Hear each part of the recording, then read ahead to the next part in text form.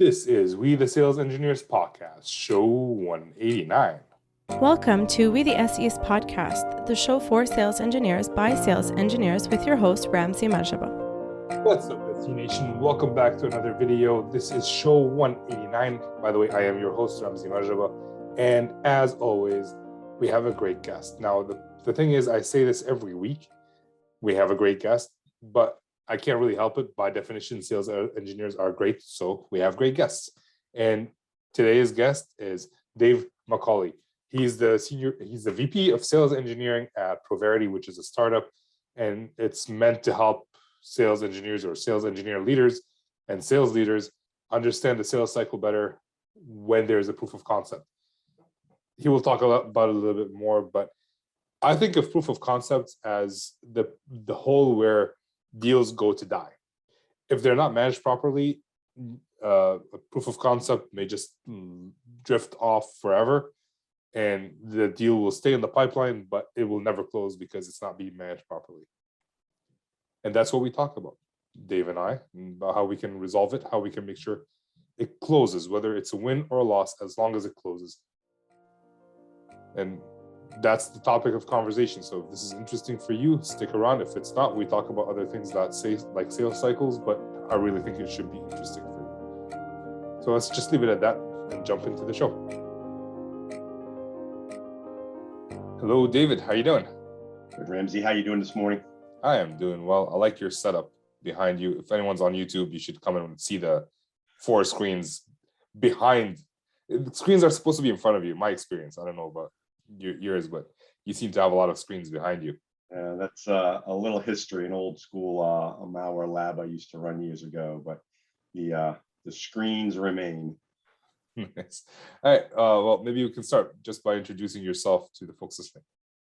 Sure. Thank you, Ramsey. My name is David McCauley. I run sales engineering for Proverity and have been pretty much a lifelong sales engineer, primarily in the security and cybersecurity space. Did a long run at Symantec where I really cut my roots and got a lot of my core sales and sales engineering training. So you mentioned lifelong SE. Were you anything else before becoming an SE, or did you just graduate and you were an SE? I did co-op as an IT, so I was a traditional IT guy. Came out and did probably a year and a half in the IT space, and then the marketing team actually pulled me in, and I started as a marketing engineer before I converted over to a sales engineer. Okay, so did you know what sales engineering was before you became a sales engineer? Never even heard of it. Wow. So that was like back in I'm looking at your LinkedIn, so I'm stalking you a little bit. 1997? Yeah, that sounds about right. So it's funny that even now, like it's 15 years later, people still don't know what sales engineering. A lot of us fall into it by accident. Yeah. You would think with the internet and all that, it would be easier to find out what that role was. So do you recall your first impression of sales engineering when you became one? Yeah, so I was actually working, like I said, as an ME. I was working for a video conferencing company by the name of PictureTel. They were looking for someone to join their team that could, talk technology and then have a conversation with their customer base in their executive briefing center, and then help out with a lot of the trade show events and a lot of the venues. So they kind of coached me to come out of IT and get into that role.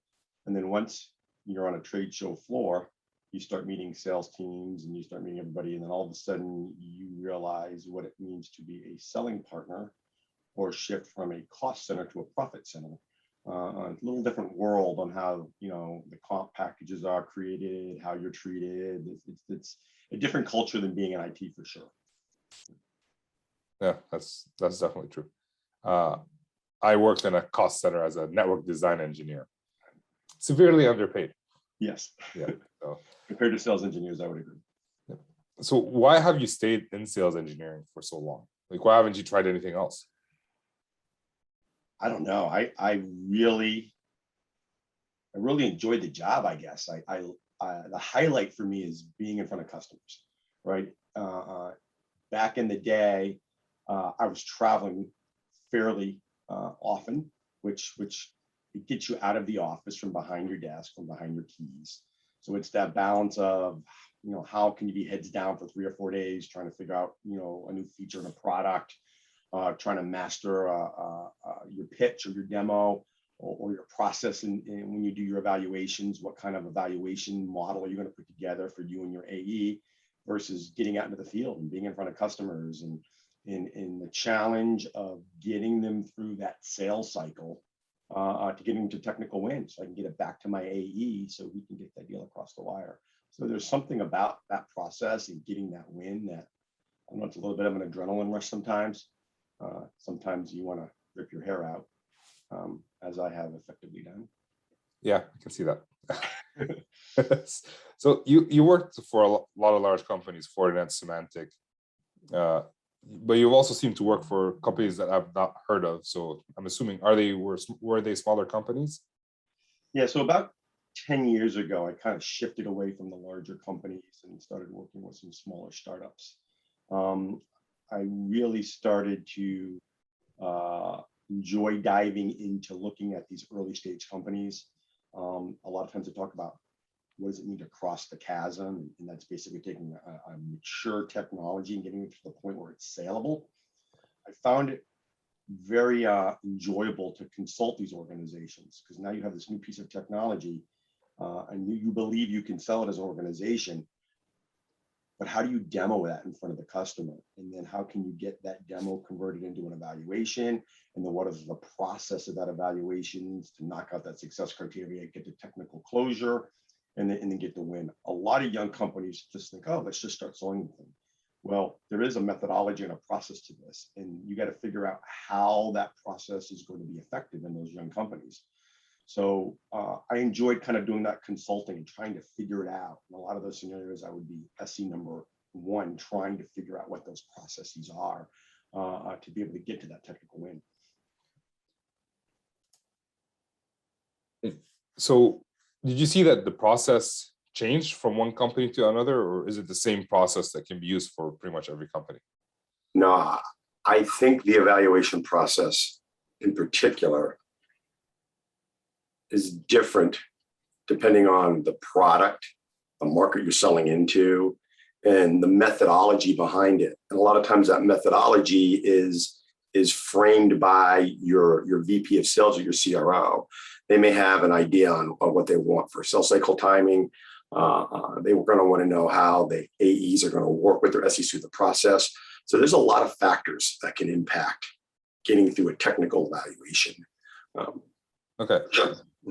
Before we get to the technical evaluation, I think that's the meat of the conversation today, because that's your expertise and what you enjoy talking about.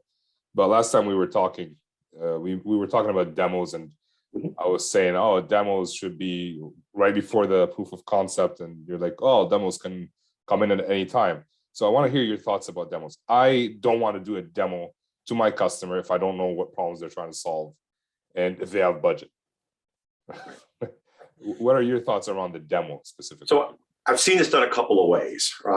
I've seen some VPs of sales that like to get the SC and the AE together to do what I would call a value demo. It's you do that core presentation, try to keep it short, and then do a very small demo showing the value of the solution. And a lot of times in that first demo, you would even do some of the discovery that you're referring to. This is typically done when it's considered an SQL or even before it's an opportunity. So a lot of times I've been brought into those really early phases where you do a really short, compact demo. And then other organizations, the AEs would completely handle that, and I would not be part of that process. And I would wait till the discovery is done and the customer's like, yes, we want to see more. Then it would be more of an hour-long presentation and demo where the demo is more comprehensive, where you're trying to match your value and your capabilities to the pain that you've discovered in the earlier call. So some organizations I've seen, you do both demos, the little teaser demo followed by the full demo of the complete solution. Others, I've seen AEs handle that front end on their own. And a lot of it probably depends on the technology and what you're selling in the AE's knowledge and the technical solution. We've all seen in this career, we've all seen different types of AEs. You've seen AEs that want nothing to do with the tech and they're just relationship individuals. And we've seen other AEs that are very into the technology and can talk that talk and get into the meat of the product even before they need to bring me in as a sales engineer. So why wouldn't the sales engineer just record themselves doing a demo and just give it to the salesperson and say, hey, if they ask for a demo, just show them this video? Yeah, there are a lot of tools that help out with that now. We're seeing the demo side of the sales engineering industry grow. More and more vendors are coming into that space to support pre-sales. I think there's a place for that.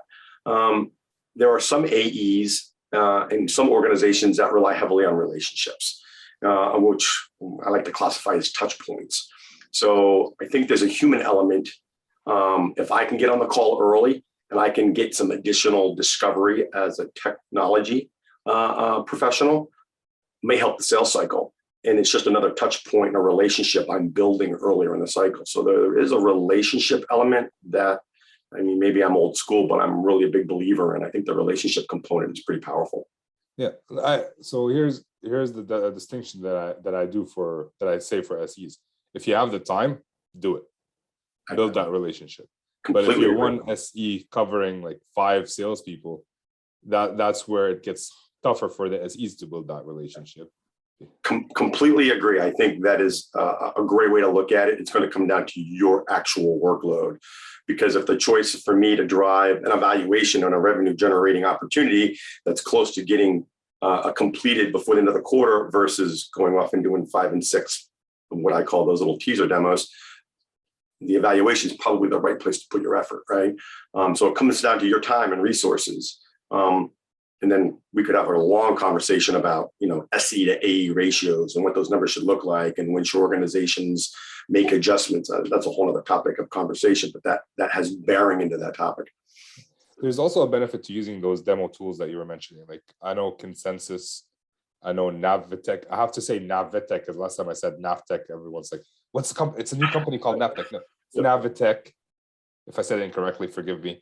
Where you can track, like you provide the link to the customer and you can track how many people watched it, how many people they've shared with it. So there's intelligence behind it, there's data behind it. So it's also helpful to go that route versus some other route potentially.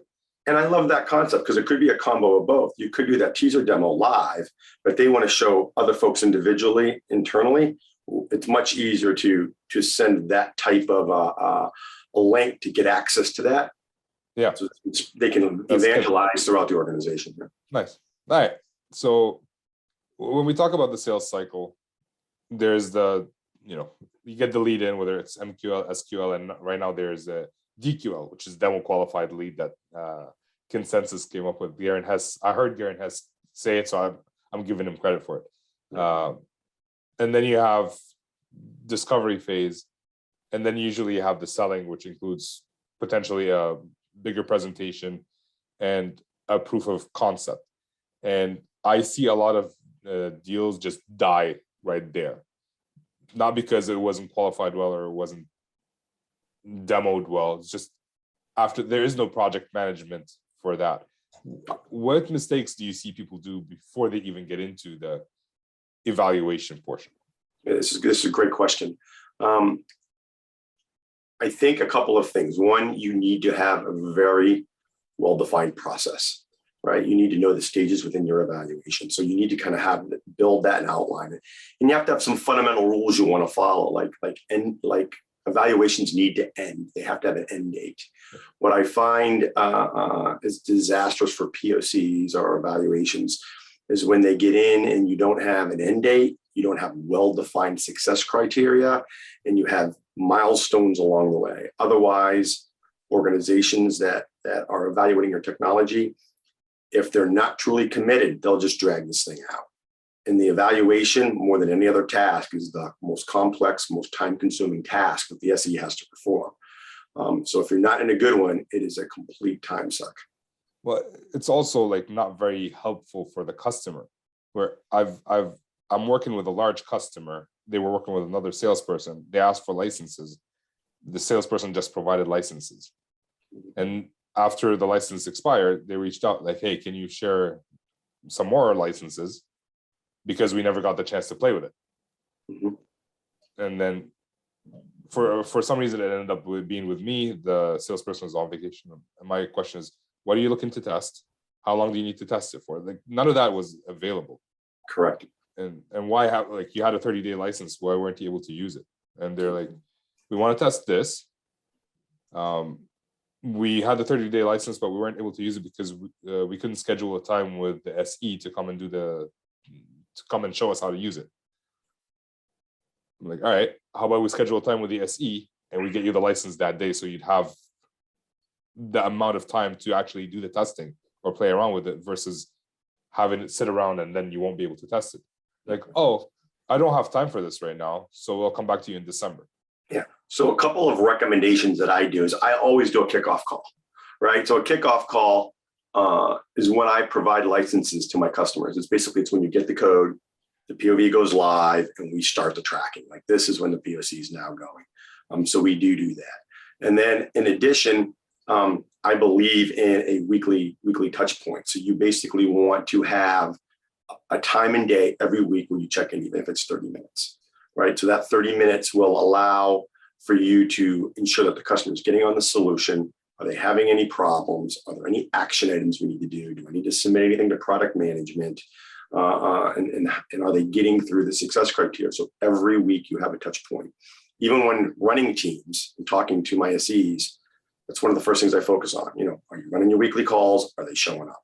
Right? Because if they're not showing up, I'm pretty sure we're losing this opportunity, because when these things go stagnant, they're not showing up, it's time to shut them down, right? So unless I can get the AE to get this thing, brought back to life, right?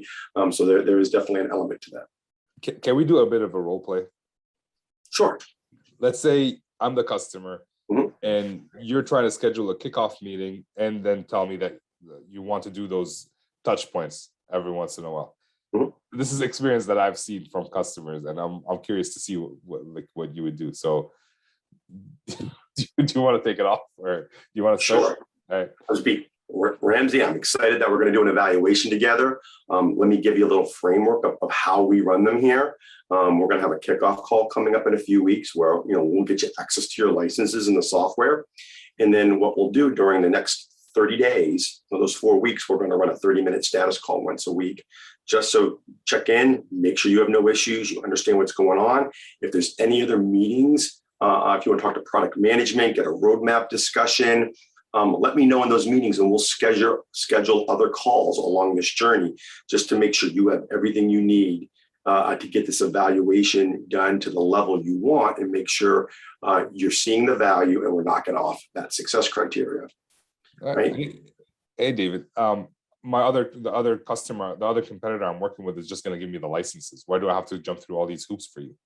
Well, I mean, we could just give you the licenses, but I want to make sure, you have a good experience on this journey, right? So in order to do that, I think it's best if we stay in communication. That way, I know, you're properly given it the time it needs. I'm here to support you during that journey. And I think that's the best way. If you don't think you can make that commitment, maybe now's not the right time. Maybe we can, do this evaluation a little later when you have the time to do that. I think that's, it's kind of that, relationship thing we need to do together, right? I'm gonna give you access to our code to evaluate it. Give me a little bit of time to give me the feedback along that journey. But how is this going to help me? Well, it's going to help you because if there's any challenges you have along the way, right, I can make sure I can support you, or we can get additional resources to support you to make sure you have exactly what you need, right? You don't want this to go any longer than 30 days. We don't want this to go any longer than 30 days. So let's make sure we have the right resources on the call so we can get this done on time. Nice. And this is where I see a lot of SEs kind of drop the ball, where there's a bit of pushback. And they're like, oh, here you go. Here are the licenses, versus there's a bit of pushback, trying to change it, reframe it to make them understand this is better for you. Right. And I'm going to give you, that's what I kind of told that person. Like, I would give you the licenses right now, but if you don't know how to use it, what are you going to do with it? And then it's going to expire before you have time to actually play with it. And then I won't be able to give you more licenses. So one of the things that I do, Ramsey, because I agree with you 100% on this, I run a formal kickoff call. And I don't give them the licenses prior to the call. I hold on to them, right? So during that kickoff call, it's usually a 2-hour session. We're going to kind of review the evaluation, all the stages in the journey to get the technical close, our goal date. And then in that session, I do the initial training, right? Because you have to do some basic onboard user GUI training. A lot of products have an admin training, which I would do in a follow-up session. But this is just the user of the tool. Yeah. Give them the license, train them all in that 1 2-hour block. And now you know it's done. Now the next week, when you get on that 30-minute call, it's like, hey, we're able to get on the system. A lot of times when they know that call is coming, even if it's an hour beforehand, they'll get on it just to tell me they got on it because they know they're going to have to face me on that call. And that pressure alone kind of forces them to be more active with the tool, which maybe they wouldn't be if I didn't have that call. Yeah, and that's pretty much what we ended up doing. Like, I'm not going to give you the licenses until we set up a call with you. Like, Correct. I might give you the license a day before, just so you have it ready and we can do the training right away. Right. But a lot of colleagues don't do that. A lot of colleagues or people from other companies just, here you go, here are the licenses, go play with it. And now we're never going to close the deal because there's a million things that could go wrong and we're never going to know about it. Absolutely right. Yep. All right, so you do the kickoff call. How do you come up with the success criteria? What's part of the kickoff call, I guess? So I actually start in the stage prior to when we're planning. So in the planning section, there's usually several tasks that I take a look at. Maybe let's pause here because I think I jumped a little bit further. What is after you do the discovery call, and they say we want to play with it? Maybe we'll start from there. What is the first thing that you do? So my methodology is I typically have an evaluation planning session. So I'll actually have a meeting with them prior to. A lot of these younger organizations I've gone to, I'll come up with a questionnaire. And that questionnaire is basically a combination of technical, environmental questions, possible integration points. I have a success criteria template. I'm a believer of you provide the customer with the initial success criteria. If you do that, more often than not, they will take it. And I have to add a couple of different success criteria. Much better way than if I say, hey, what do you want for success criteria? Because they're going to ask for an unrealistic list of things for you to do, which is going to make your POC long and complex. So you're better off framing it and saying, this is the value you want to get out of it. Here's the success criteria that matches. You provide that base success criteria and negotiate additional 1 or 2. So that all gets done in the discovery along with who's going to be my primary evaluator, what are the logistics, all that stuff all gets done in planning, right? And then we schedule the kickoff during that planning session. And then the environments are typically set up, our codes prepared. And then when that day comes, when we're going to go live, then that's when all the prep work comes together and we deliver a good kickoff call for the customer. Review success criteria, talk about all the stages and steps we're going to go through. And then we have our plan set for how we're going to navigate this evaluation. Can we when you say logistics, what do you mean by that? Like logistics to me are going to be who on the team is going to be doing the evaluation, right? On their side? On their side, right? And then if I have to introduce any additional folks, if I have overlays or other folks or specialists that I bring in, I introduce them to the team. So we basically, who's the team, who's everybody that's involved in this organization, so there's no surprises. Even if I have a product management or support personnel, I may bring them in as part of that team just so they know who the face is. And then the logistics are start date, end date, what the training expectations are when the training calls are, usually a midway check-in point call I like to do. And then, of course, the final close meeting. I'll even try to get that on the calendar, knowing it's probably going to be pushed. But you're better off getting these dates set and moving them. So at least the expectations kind of set. And then again, scheduling that weekly recurring call. So that's all this, when I'm talking logistics, it's everything around the process related to the evaluation. Okay. So a couple of different things that I do is I identify escalation points in my own organization.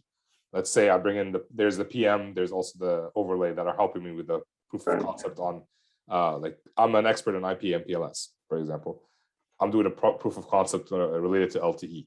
So I identify the overlay, introduce them, the PM, but also they don't know everything. And if it's a brand new product or whatever, I identify escalation points in the engineering team.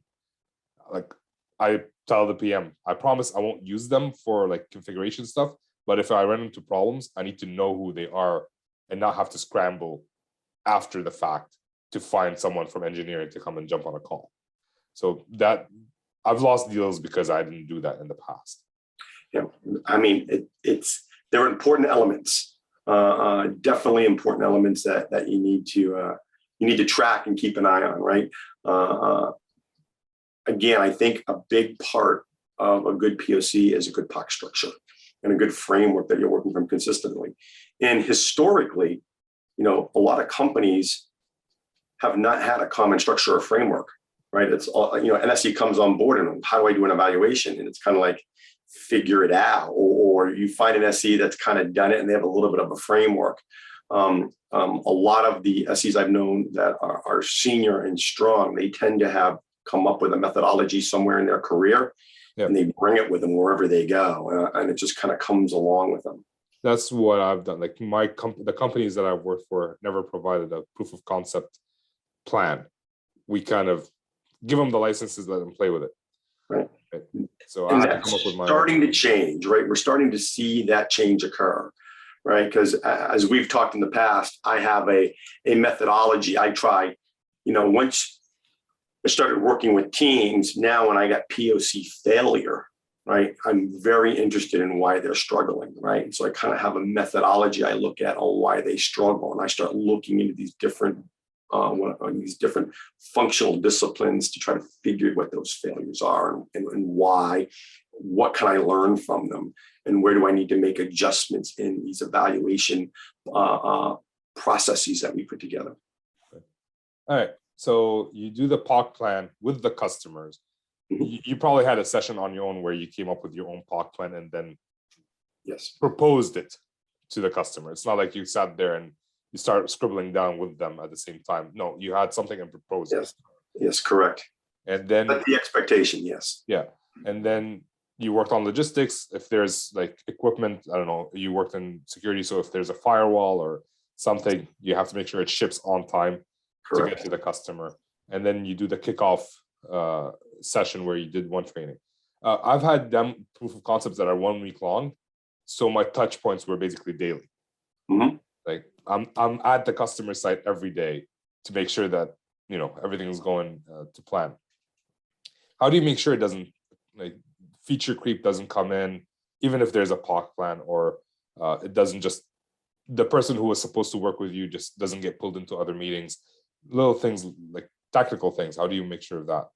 So that is a delicate negotiation. Typically, when you look at the success criteria, it usually aligns with the business value. We're just trying to sell the solution. So when customers start asking for a lot of things that tend to be table stakes, you got to control those things. Like even at the company I'm at now, there are core values of what the solution does, right? There's no need for me to have to prove the value of some feature and functionality, especially if I can demo it. We have an integration with Jira, for example, right? So, but getting Jira integrated in an organization and evaluation can be somewhat complex because I got to get licenses and it's just complicated. But if I can demo it, or I can have a customer reference it, proving that value, it's not really about, it's a feature, right? So you got to kind of separate those value points on what problem are you solving and why are you really looking at my technology versus wanting to try every feature and functionality in the product. There's a difference there because a lot of those features and functionality you can demo or show. Doesn't mean you have to be on the keys and use it for 2 weeks. Look at security software. You have malware detonation prevention. Basically, they're going to load the thing up, launch malware, stops it or it doesn't, right? Do you have to see that it's going to, create an event log and send it over via syslog to maybe a log aggregator? I mean, if the capability is there, it's there, right? So do you need to prove that feature? Well, the real value is, hey, it stopped the malware, right? So you got to be able to manage those types of requests. Try to keep in the context of the problem you're solving, the value you provide to the customer, or which pain you solve, and make sure your success criteria stays focused. Try to avoid feature functionality. You said it earlier, tire kicking. They just want to see every feature and functionality in the product. That's not what a real POV is. I mean, at that point, pilot the product, buy it, right? And then, put it into play, because you don't want to spend time doing complex integrations, real world installs, hooking up API. I mean, that's the stuff that's costly, timely, expensive, that can really slow down a POV.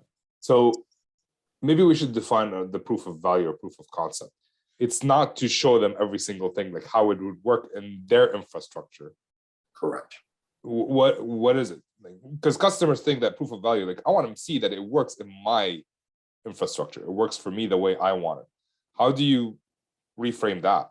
Right. So I think we have the ability to tell the customer how we do evaluations, right? And if there's pain involved and there is enough desire for that customer to solve that pain and put money on it, then we need to frame those POCs and set those expectations that we're going to show you in the proof of concept or proof of value that we can meet those needs or solve that pain, right? And that should be the goal of it. To your point, a full product run through of every feature and functionality is not the intent of a proof of concept or a proof of value. A lot of early companies, they may do 30-day pilots, pay for the pilot, deploy the product. And the reason they do the paid pilot is because I'm going to bring in ProServe and other folks who do a full-fledged deployment, right? I'm never going to recoup that money if I do it in the POC. That's time, effort lost, opportunity cost lost on what other deals could I have been working. That's why I think most organizations need to have more than one model. I like the proof of concept, proof of value, which is typically compact and tight. And then if you want to get into a paid pilot, because you want to see it in your evaluation, that's fine. I think we come up with a reasonable price at that point, get the services team involved, drop it into production. And then at that point, after the pilot, you determine if you want to keep it in or not keep it in. So I've seen situations where someone tries to do that, and then the competitor swoops in and says, we'll do whatever you want, right? Because we don't live in a vacuum, right? There's always a competitor to everything that we do. How do we show them that this is the more beneficial way of doing things versus doing the actual integration? Competitors involved in the opportunity can be a game changer, right? Depending on how bad we want that business versus holding our line on what we want to do in that stage.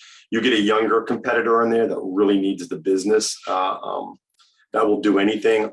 Odds are good. They're probably going to drop their price to whatever they need to drop it to get that deal in there. So it's not a good situation for you. So if a competitor threatens to do that, my experience would be, hey, you know what? We're going to hold to what we're going to do. If the competitor wants to do the full deployment, you go do that. But that's not how we, do our POVs. Now, the hardest part of that is me convincing the AE that's the strategy we're going to go with, because the AE is not going to want to let that deal go, right? Yeah. So there are other pressures within the organization that you need to navigate outside just the customer request that we have to consider, right? Yeah, and there's always, we always try to convince the customer, or at least show the customer that if you do that with the competitor, well, at least we have to show value of our product that is higher than the value of the competitor's product. Correct. Right? So that will give us an edge. That's one. Two, if we can convince them that you're wasting your time doing this, because it's not just professional services from our side, it's some engineer from their side working with us to integrate properly. Right. Like there's human hours that are being wasted on your side. Right. And it may not work for you in the end. So are you willing to spend all that time to make sure that it doesn't work? So yeah, my experience with dealing with competition is you typically know if you're the lead horse in the race, or if you're the what we would call the bake-off competitor, right? Because when you're the lead horse, they usually tell you, we have to bring in a bake-off competitor. In that scenario, it's usually less of an issue because you're the favorite. You've built the relationship. Most people buy from people they like, right? So you kind of have that relationship built, and you know there's a bake-off company. If you haven't had that conversation with the customer, you probably are the latter, the bake-off company, right? So that's where you need to be more concerned. And a lot of times they'll put unrealistic requests and they'll push the limits on you, not because they really want it, it's because they don't want you to succeed. They've already chosen their favorite, right? So there needs to be some due diligence to try to sniff that out and make the call. Sometimes it's, we have a saying in sales, it's, get to the no. Like, okay, you really don't need me. It sounds like you have another strategy. If things change, call me back. And if the customer says, okay, then you're the bake-off company. If they say, no, we really want you in here, then you've kind of gotten some information out of them. So it's okay to position the no just to see what the response is, to see where you stand. Yeah, right? It's interesting. We always talk, like, at least me on the podcast, I always talk about our product as if it's the best product in the world, and the customer always wants our product. But the truth be told is, some competitors may have a better product than we do, or we may have it's not always a clear-cut winner. And we may show value. They may have a great SE on the competitor side that showed the value as well. So if all things being equal and the competitor is willing to go the extra mile, they're most likely going to win that deal. But yeah, Chris Voss, Never Split the Difference, that book right there. He talks about getting to the no in the negotiation, right? It's like, are you no longer interested in this project? It's like, oh, no, I am. And they always change the tune. So yeah, 100%. I love the concept. You can use the same concept when you're value selling in the evaluation stage, right?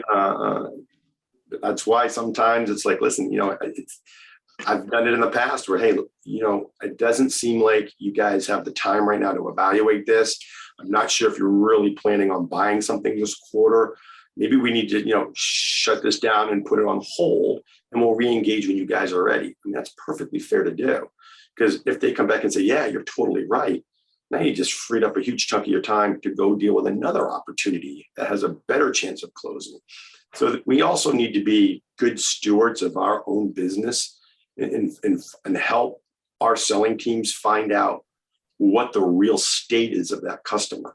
A lot of times individuals get pushed into doing things when it's not ready, right? And it's unhealthy for both us and the customer, right? So it's what are the techniques and how do we find out when this is occurring? And then how can we eloquently, I can't even say it right. Eloquently. The immigrants got it. Yeah, resolve the situation, right? So those are some of the things that we need to take a look at. Yeah, it's always interesting to talk about when there's competition, because it does change the way people think, and we could be calling fodder and we could be actual competitors. And sometimes SEs can figure that out a lot easier than salespeople, because they're in it. They become one of the guys with the customers, and people will talk. The trusted advisor, right? We get the truth. Yeah, and getting to know is a very, very good technique. Now, I've worked with salespeople who say that if they do the POC and they say yes to everything, that means they're going to buy. And I've seen situations where they say yes to everything and they don't buy in the end. Why? I have my thoughts about why that is, but why do you think that is, and how can we overcome that to make sure? So there's a couple of things. Getting a technical win and losing the deal is not a fun place to be, right? Because you've done everything perfect. You've spent months planning. You've gone through this POC. You've gotten to a technical close. Usually that occurs when there's either a competitor in the space, right, or the customer really didn't have a well-qualified deal, right? They didn't know what the pain really was, or they're not ready to fund solving that problem, right? So that's a key feature. A lot of the POCs we try to do It's not contractual, but you kind of want to get a commitment. Like, if we get through this and we get through the success criteria, are you guys prepared to move forward and fund this technology for your project to solve the challenges that you have? You try your best, right? Sometimes one gets by all your checkpoints and all your gates, and then you run this awesome evaluation, and the decision is no, we're not going to move forward. Usually it's we're not going to move forward because we're going with so and so. That's more acceptable, right? Because now I know I was in a bake-off situation.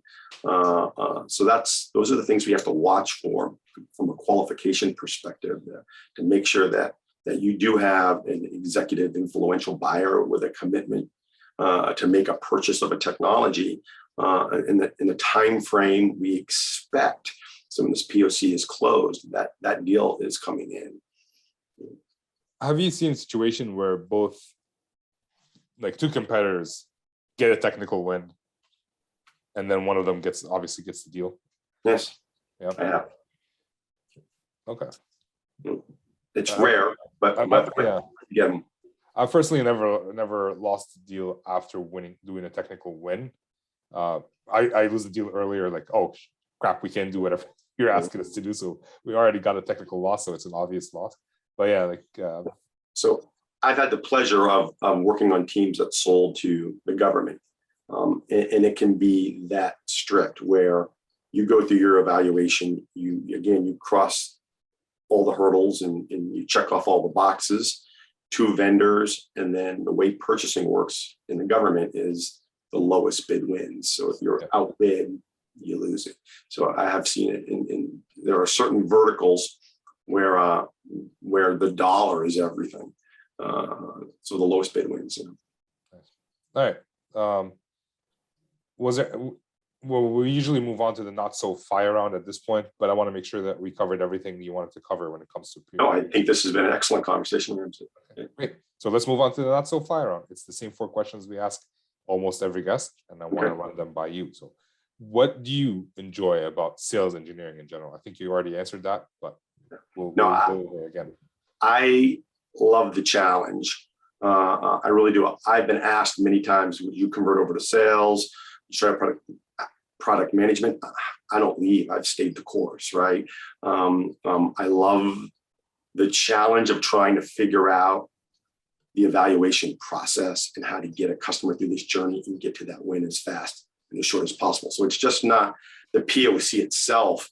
It's the underlying system to how to make it all work and function and repeat. And I just enjoy trying to figure that all out. So that to me, along with interacting with customers and, not being behind your keyboard every day, looking at the same monitor and the same screens, the best days are the days when you're talking to customers. There's just no doubt about it. So if you want to be an SE in this industry, you really have to enjoy that aspect of it, because it's going to be a key component to your career as your customer interaction. Yeah, if you don't like talking to customers, you're in the wrong line of work. Yeah, it's interesting. A lot of people ask me, like, what's after sales engineering? Like, sales engineering is a destination. It's not a stepping stone. Right? correct. You don't get to sales engineering. You could. I mean, it's not a dead end in the sense that you're done and you can't do anything else. You could move to so many different places. You already mentioned a few. But a lot of SEs get to become sales engineers and they just never want to leave. It's that good of a role. You can move up to leadership. There's lots of leadership, first line, all the way up to executive level management. So there's a track there that you can do. There's now, I think pre-sales is getting a lot more visibility. I don't know if a lot of sales executives really understood the complexities in the sales engineering world, because they've had good partners. So the VPs of sales engineers really just with their management and their structure would really kind of contain what's going on and do their best. So all our internal challenges aren't exposed to the sales side. I think we're seeing more communication and better understanding that this evaluation is really the sticky point in the sales process itself. I mean, it is the toughest opportunity stage. It's the longest, it's the most complex, there's more people involved. So that's starting to break. So hopefully we see some more change and more visibility on what goes on in the sales engineering world. It's interesting. I think both sides don't know what the other side does. And I've already shared this story, but if a sales engineer makes his job look easy or her job look easy, salespeople will think, oh, their job is easy. Mm-hmm. Right? Versus, because I've been into situations where a sales guy scheduled the demo. I already told the stories. Sales guy scheduled the demo. I had no information about what they want to see, and it was an interop demo. So I'm interoping with their product. I pushed it off by one day. When visited, their product wasn't working, so we couldn't do the demo with the interop. We had to do it separately, and I did the discovery then and there. Came in the next day with the salesperson. Did the best flawless demo I've ever done. Walked out. It's like the sales guy comes to me, right? Ramsey, it was just a few clicks. Why did you have to push it out one day? You make it look easy. You're right. Yeah. So yeah. If you want to make the salesperson understand what you do, make it look hard. Yeah. Or let them give it a try. Yeah. It's funny. That's actually like, if it was a few clicks, you should have done it. Yeah. That was my response, actually. So, all right. What would you change about this role? What would I change about this role? Other than higher salaries? I think there's a couple of things worthy of change. I just don't think the job and their career path is as publicly known as other careers, right? It's kind of like this hidden career. I mean, even look at the numbers. There's a crazy amount of open recs for global pre-sales engineering roles around the world. I forget the number, but it's huge. Right now, because of the competition, there's a lot of churn, right? A lot of organizations spend months getting an SC up to speed, and then 12 months later, they lose them.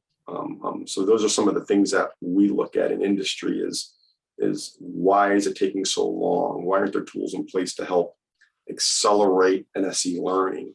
The job should be pretty well known. You're going to have to be a pretty good, demo individual and know how to be a good project manager to get through an evaluation. Those are going to be two of the core things. Strong selling skills help. Why when you come on board a new company does it take so long to get up to speed? And then why do I lose people so quickly? And a lot of that true is, supply and demand and the amount of opportunity that's out there. So visibility into that, I think in the industry is going to help. I think inside the companies, understanding the roles, becoming more of a selling. I think the companies you're going to find successful is when the SE leads and the sales leads have really good relationships and they get each other's jobs. And there's a sense of mutual respect where SEs are selling partners. I think a lot of organizations almost treat sales and sales engineering as more like a tool, right? Like a screwdriver or a nail. Like I need a demo. So I call my guy in, he does a demo and leaves. That's it, it's over. There's a lot of debates on whether you do the one-on-one, two-on-one SE to sales versus pooling. And you get into these same challenges. If you put them in a pool, then they're like a tool in my shed, right? If they're a selling partner, meaning we go to war together every day to try to win this business, then there's a relationship there. So I'm probably hinting to where my preference is, pooling versus selling teams. So I think there's a lot to learn and a lot to be uncovered on what these models are and the pros and the cons of what the sales engineering role really should mature into and what it should be and how does it impact the individual, meaning you and I as sales engineers, right? Nice. Okay. I agree with you with the one-to-one teams versus pooling. I've written articles about it. Yeah, there you go. There are pros and cons to all of it, but you're not a free resource if you're a team. Right. Okay. So is there a book or resource you would recommend for aspiring sales engineers or sales engineers trying to take their skills to the next level to read or watch? There's in the last few years, there's been a lot of publications. I mean, we know the authors that in our space, you should know them, look them up. I mean, they're all really predominant.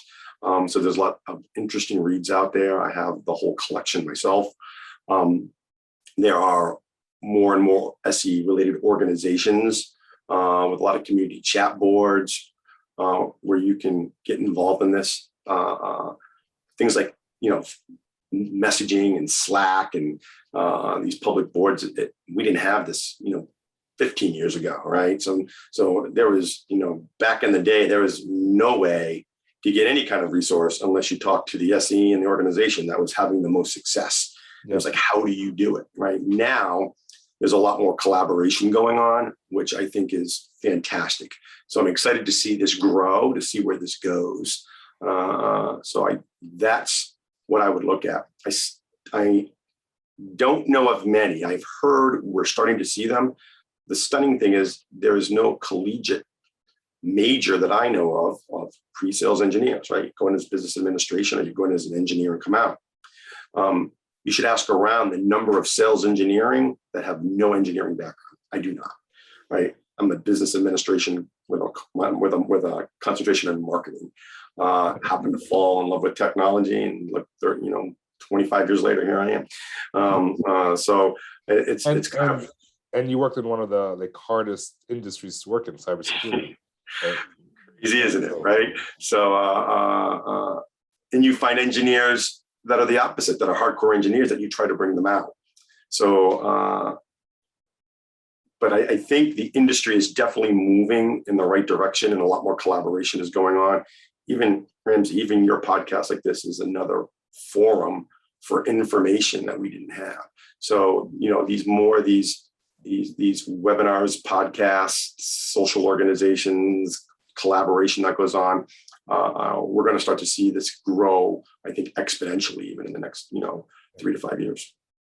So you mentioned like 15 years ago, you didn't have any of this. 3 years ago, when I started this podcast, there was none of this. That's the reason I started. If there was a podcast or somewhere I can find consistent information about sales engineering, I probably wouldn't have started this podcast. So, to your point, there's probably more out there. The ability to search, do a Google search on the internet for SE, resources, POCs, POVs, demos. It's not what you would expect. They're hard to find. Yeah.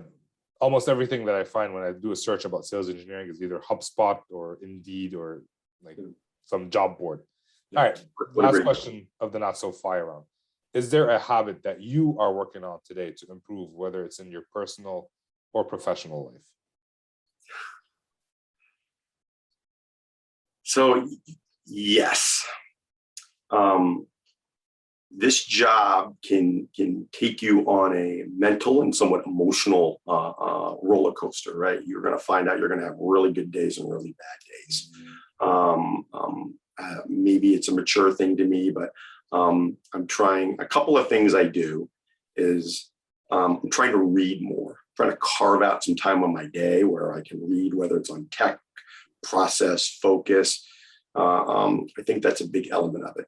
I'm also trying to plan better, try to have structure to my day. As I end the day before, what's my structure for my day tomorrow? So I kind of have a mental map. So I'm a little bit prepared what's going on. And then I think the last one is I'm trying to become, I think, a better listener. A lot of times I'll jump to conclusions and I want to get my voice out there, and I can have a habit of talking over people. So now as I'm in these conversations, I'm just trying to take mental notes, because the reason we do it as SEs is we want to get it out, because we know if we don't, topic's going to change, we're going to forget about it, right? So now I'm trying to take notes, quick notes in these conversations and get my points across, whether they're intense internal conversations, whether it's customer facing. The habits are the same, right? And when you get in this business and you've been doing it a long time,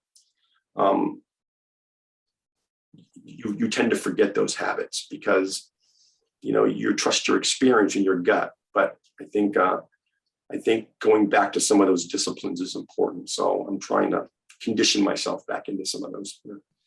Going back to basics. It's interesting for that interruption part. almost every SE I've worked with in the past does it. And a bunch of us came into a room and we started doing mock demos and mock discoveries, and we were counting, or we were like basically actively mocking whoever interrupts somebody else. And that was the best way I saw to break that habit. It's just, I don't want to be mocked anymore. So that worked for us. That's funny. Yeah, it's a great strategy. Yeah, shame people into stop doing it. Okay. So you haven't talked about Proverity today, which I want you to do that right now. What is Proverity and what do you guys do? And, the pitch.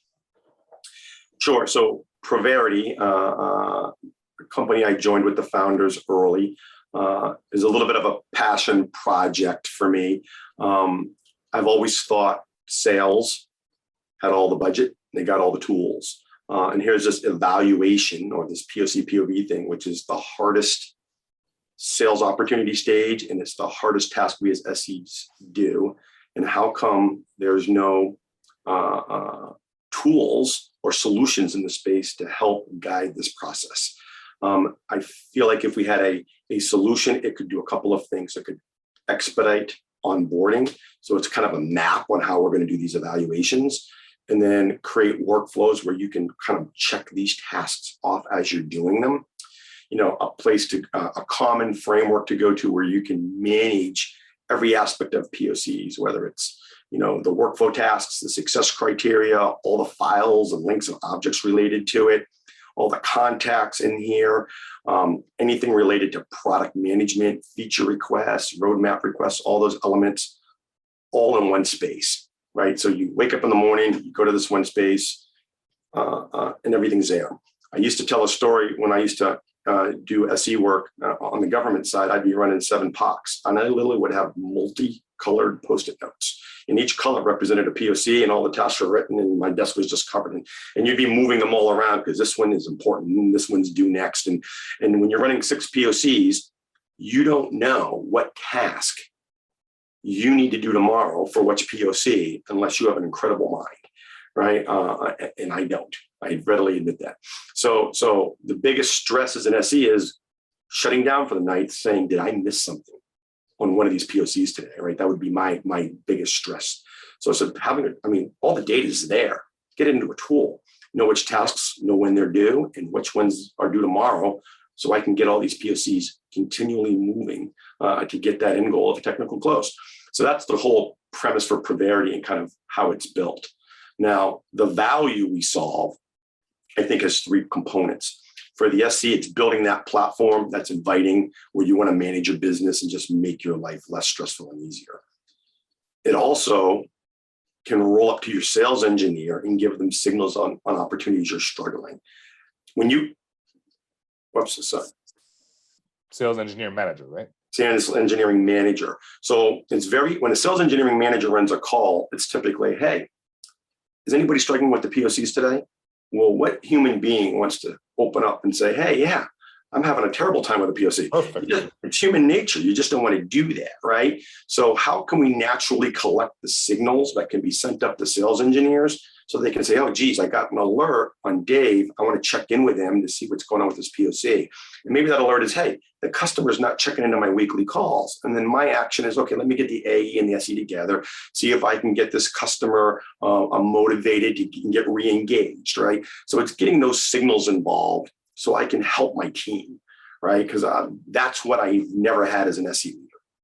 And then from the sales side, when these evaluations fail or they fall behind, there's a term we use, they encroach on the opportunity close. So when these POCs creep, and they almost all do, you have an opportunity close day and your expected evaluation close date. And I'm going to need some number of days for that rep to complete the deal once I get technical win. Now, if this date is moving and it's encroaching on that close date, now I can give sales leaders that early intelligence so they can adjust sales cycles or get more resources on these deals so we can stop these negative impacts of missing quarters. Because when you miss a quarter because an evaluation stalls on you, you're going to get yelled at for A, just flat out missing your number, or B, not knowing your business, not keeping your CRM up to date, right? So those are the 3 stakeholders that we're trying to solve some very distinct problems for that we think Praverity is a good solution around. Nice. Well, this has been excellent. Thank you, David, for this amazing talk. And if people want to reach out to connect with you, to learn more about you or Praverity or anything you're interested in, where can they do that? Yeah, so David McCulley on LinkedIn, you can find me there. You can email me at dmcculley@praverity.com. So those are probably the two easiest ways to get in touch with me.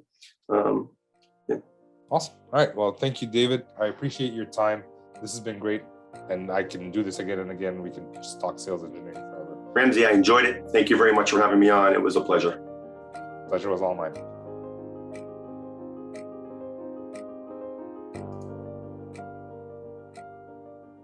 Thank you, Dave, for coming on. And as usual, thank you for listening. I really appreciate you being here.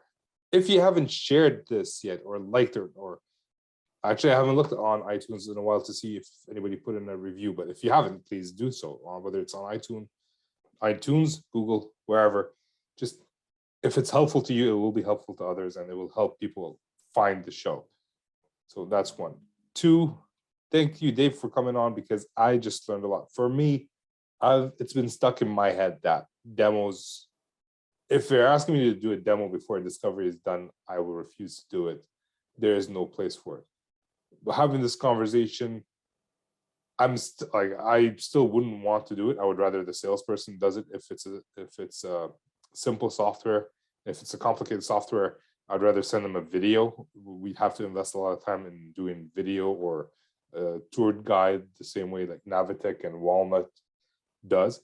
But there is a place for it, it seems. So at least they've opened my eyes to that. And, you know, every time I talk to someone, I mentioned this, I learned a lot. So what did you learn from this episode today? Is there anything specific that you've done differently that you think you can do? You can try out Dave's method. Is there something you disagree with? Let me know. I would love to learn from you as well. So I'm just gonna stop it there. With that, this is Ramsey signing off.